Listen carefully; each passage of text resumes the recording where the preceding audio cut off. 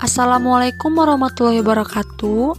Perkenalkan, kami dari kelompok 1, mata kuliah pengolahan perairan umum daratan akan membahas mengenai Waduk Jatiluhur.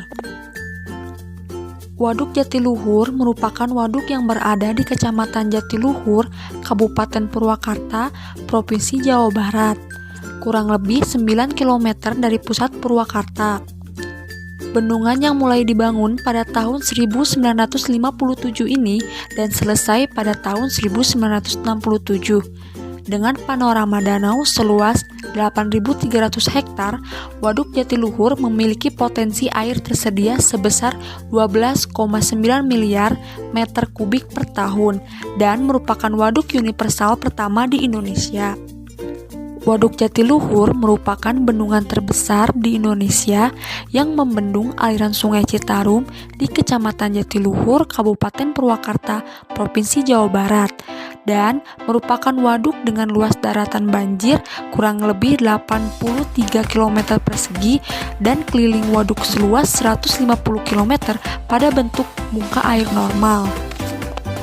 Keadaan morfologi Waduk Jatiluhur terbagi menjadi pegunungan andesiti, perbukitan, daratan, hingga anak sungai bendungan Citarum dan lembah terjal yang terbentuk dari morfologi letusan gunung berapi ribuan tahun yang lalu. Waduk Jatiluhur dikatakan serbaguna karena memiliki fungsi dan potensi yang beragam, khususnya dalam membantu keberlangsungan hidup masyarakat di sana, mulai dari PLTA, pengendalian banjir, lalu ada irigasi, pemasok air rumah tangga, industri, budidaya perikanan, dan bahkan pariwisata. Salah satu permasalahan yang terjadi di Waduk Jatiluhur adalah kematian massal ikan yang disebabkan oleh umbalan, virus Herpes, turunnya elevasi air waduk, cuaca, dan penurunan kualitas air waduk akibat pencemaran. Umbalan terjadi saat mendung dan turun hujan dalam kurun waktu cukup lama sehingga terjadi pendinginan evaporatif pada permukaan air yang menyebabkan suhu permukaan air lebih rendah daripada suhu air di bawahnya. Karena perbedaan tersebut, air lapisan permukaan akan turun ke lapisan air di bawahnya dan air dari bawah terdorong menuju ke permukaan. Massa air dari lapisan bawah naik ke permukaan membawa sisa pakan, bangkai ikan, dan zat organik lain.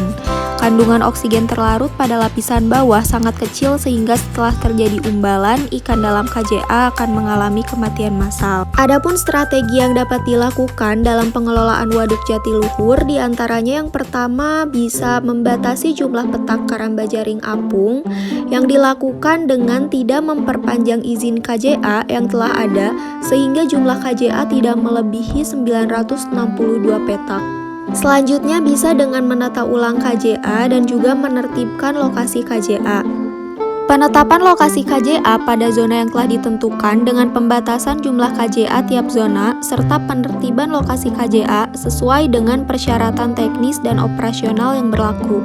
Kemudian kita juga dapat menarik KJA yang sudah tidak digunakan atau rusak serta tidak mempunyai izin dan juga dapat melakukan pemantauan kualitas air secara rutin pada masing-masing zona KJA untuk melihat tingkat pencemaran yang terjadi dan untuk menghindari terjadinya bahaya kematian ikan akibat perubahan kualitas air serta mengetahui tingkat penurunan daya dukung lingkungan waduk terutama sekitar KJA.